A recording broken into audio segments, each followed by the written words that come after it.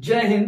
तो आज हम अपनी वीडियो में पढ़ेंगे कि दो जीवों के बीच का आपसी संबंध क्या होता है, जिसे हम स्वपोषी और परपोषी के नाम से जानते हैं। देखिए, स्वपोषी जो होता है जिसमें हरे पेड़ पौधे आते हैं जो अपना भोजन स्वयं बनाते हैं, यानी ये कहीं खरीद कर नहीं लाते हैं, ये अपना भोजन अपने अंदर ही बना लेते हैं। क्लोरोफिल की सहायता से सूर्य का प्रकाश लेते हैं और अपना भोजन स्वयं बना लेते हैं, उन्हें हम स्वपोषी कहते हैं। जबकि परपोषी जो जीव होते हैं वो दूसरों पर निर्भर होते हैं, ये भोजन खरीद कर लाते हैं, उसे बनाकर पकाकर खाते हैं, जैसे फल फ्रूट हो गया या और भी चीजें हो गई जिन्हें बनाकर खा लेते हैं। जो स्वपोषी होते हैं उन्हें ऑटोट्रोपिक कहा जाता है और जो परपोषी होते हैं वो हेटेरोट्रोपिक कहलाते हैं। अब देखिए, परपोषी को चार कैटेगरी में बांटा गया है। तो चारों कैटेगरी को हम समझते हैं। सबसे पहला होता है सहजीविता, दूसरा होता है सहभोगिता, तीसरा परजीविता, मृतोपजीवी। सहजीविता को सिम्बायोसिस कहते हैं, कॉमन सेलिज्म कहते हैं सहभोगिता को, और परजीविता को पैरासिटिज्म और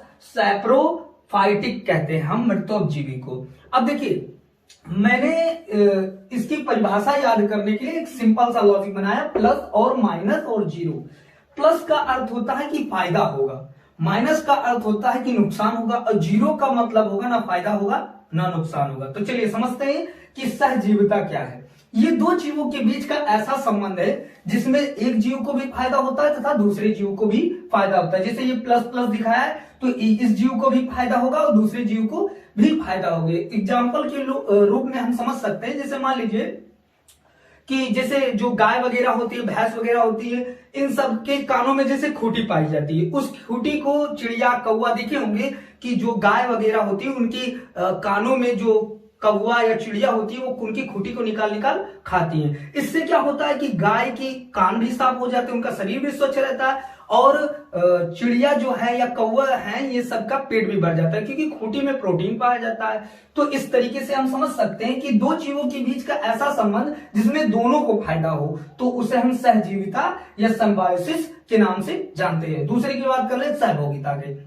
अब देखिए, इसमें ये दो जीवों के बीच का एक ऐसा संबंध है जिसमें एक को फायदा होता है, दूसरे को ना फायदा होता है ना नुकसान होता है। उदाहरण के तौर पे हम कैसे समझ सकते हैं, तो हम कह सकते हैं कि जैसे मान लीजिए एक आपने कभी कभी देखा होगा कि एक पेड़ के ऊपर दूसरा पेड़ उगाता है। जैसे आम के पेड़ पर आर्किड का पौधा उगाता है, तो उस पौधे में आपने क्या देखा होगा कि आम के पौधे का ना तो फायदा होता है ना नुकसान होता है। भाई, उसके ऊपर जो आर्किड का पौधा है उसका तो फायदा होता है। आपने कभी भी देखा होगा कि दो पौधे, एक पौधे के ऊपर दूसरा पौधा लग जाता है, दूसरा उगाता है, तो दूसरे को तो फायदा हो रहा है और पहले को ना फायदा हो रहा है ना नुकसान हो रहा है। तो हम कह सकते हैं दो जीवों के बीच का ऐसा संबंध जिसमें एक को फायदा हो तथा दूसरे को ना फायदा हो ना नुकसान हो, तो उसे सहभोगिता या कॉमन सेलिज्म के नाम से जानते हैं। चलिए बात कर लेते हैं परजीविता की, कि परजीविता क्या होता है। परजीविता जो होता है दो जीवों के बीच का ऐसा संबंध होता है जिसमें एक जीव को तो फायदा होता है तथा दूसरे जीव को नुकसान होता है, तो उसे हम कहते हैं परजीविता, या हम कहते हैं इंग्लिश में पैरासिटिज्म। अब उदाहरण के रूप में जैसे मच्छर, मलेरिया, जितने भी ये रोग होते हैं, कोरोना आदि, ये सब होते हैं ये परजीविता के उदाहरण। जैसे कहने का मतलब हमारे बाल में जुएं पड़ गए, तो जुएं का तो फायदा हो रहा है, जुए का फायदा हो रहा है क्योंकि वो तो खून पी रहा है हम लोगों का, लेकिन हम लोगों का नुकसान हो रहा है। मतलब एक जीव का फायदा हो रहा है तथा दूसरे जीव का नुकसान हो रहा है, तो इसे हम परजीविता कहते हैं। अब देखो, ये जुआ वगैरह जैसे मलेरिया, कोरोना, ये जितने भी जीव आए ये सब परजीवी होते हैं, और ये सब जिस थाली में खाते हैं उसी को छेद कर, यानी हमारे शरीर में रहे और हमें ही नुकसान पहुंचाए, तो ये परजीविता होता है। और मृतोपजीवी जो होता है जिसे सैप्रोफाइटिक के नाम से जानते हैं, ये इस एक प्रकार के ऐसा समझ, इसमें एक ही देखिए प्लस लगा के छोड़ दिया गया।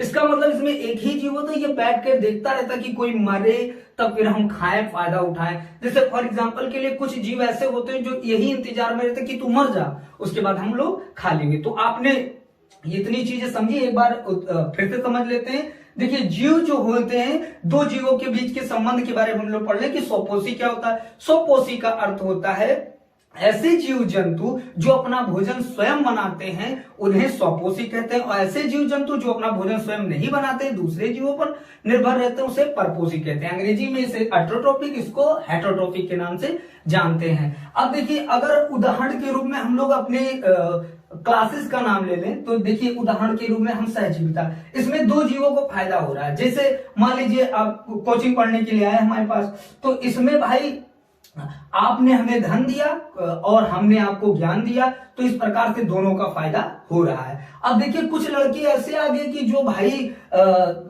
विदाउट आईडी कार्ड आ गए, बिना फीस दिए पढ़ रहे हैं, तो उसमें उन लोगों का तो फायदा हो रहा है, प्लस यानी फायदा हो रहा है, लेकिन मेरा ना फायदा हो रहा है ना नुकसान हो रहा है। क्यों? कि भाई चाहे 1 पढ़े चाहे 1 लाख पढ़े कोई टेंशन नहीं है। लेकिन कुछ लोग ऐसे कि हमारे पास मान लीजिए बेंच की कमी हो गई और कुछ लड़के पहुंच गए, तो उनका तो फायदा हो रहा है लेकिन यहाँ मेरा नुकसान हो रहा है। तो ये परजीविता। और ये जो मृतोपजीवी की बात करें, बाहर से बैठ के पढ़ ले, कोई जुगाड़ है, जो बच्चा कुचा रहे वो पढ़ ले। चलिए तो अब आगे समझते हैं हम लोग आहार श्रृंखला, जिसे हम अंग्रेजी में फूड चेन के नाम से जानते हैं। ये आहार श्रृंखला क्या होता है? आहार श्रृंखला एक ऐसी प्रक्रिया है जिसमें एक जीव दूसरे जीव पर निर्भर होता है। कहने का तात्पर्य यह है कि जीव जीवा आहार, यानी एक जीव होता है जो दूसरे जीव पर निर्भर होता है। और ये आहार श्रृंखला में जीवों को कितने भागों में बांटा गया है ये समझते हैं। चलिए देखते हैं।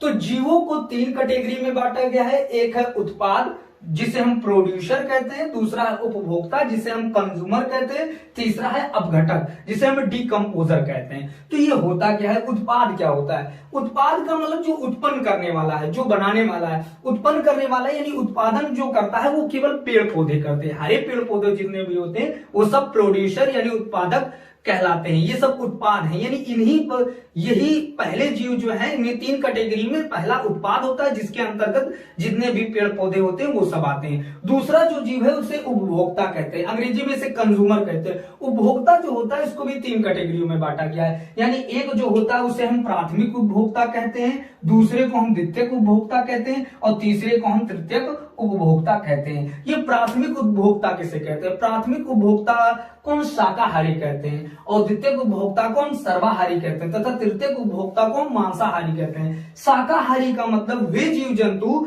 जो पेड़ पौधों पर आश्रित होते हैं, यानी ये पौधों पर ही निर्भर रहते हैं, ये हरी सब्जियों को खाते हैं, इन्हें हम शाकाहारी कहते हैं। और सर्वाहारी उन जीवों को कहा जाता है जो पेड़ पौधों को भी खाते हैं प्लस इन शाकाहारी जीवों को भी खा जाते हैं, तो उन्हें हम सर्वाहारी कहते हैं। मांसाहारी उसे कहते हैं जो केवल, कहने का मतलब है प्राथमिक उपभोक्ता और द्वितीय उपभोक्ता इन सबको खाता है, यानी जो मांसाहारी जीव है ये केवल मांस खाते हैं, ये शाक सब्जी नहीं खाते हैं। देखिए शाकाहारी के अंतर्गत बकरी आती है, ये देखिए ये पेड़ पौधों मतलब पत्तियों आदि इन्हीं पर निर्भर रहती है। और जबकि जो मानव है वो सर्वाहारी है, यानी ये गोश्त भी खाता है और प्लस मतलब फल वगैरह ये सब भी खा लेता है, यानी पेड़ पौधों को भी खाकर अपना जीवन यापन कर सकता है। जबकि शेर जो है, कहते हैं शेर है घास नहीं, ये मांस खाएगा। तो शेर जो होते हैं वो प्राथमिक तथा द्वितीयक उपभोक्ता पर निर्भर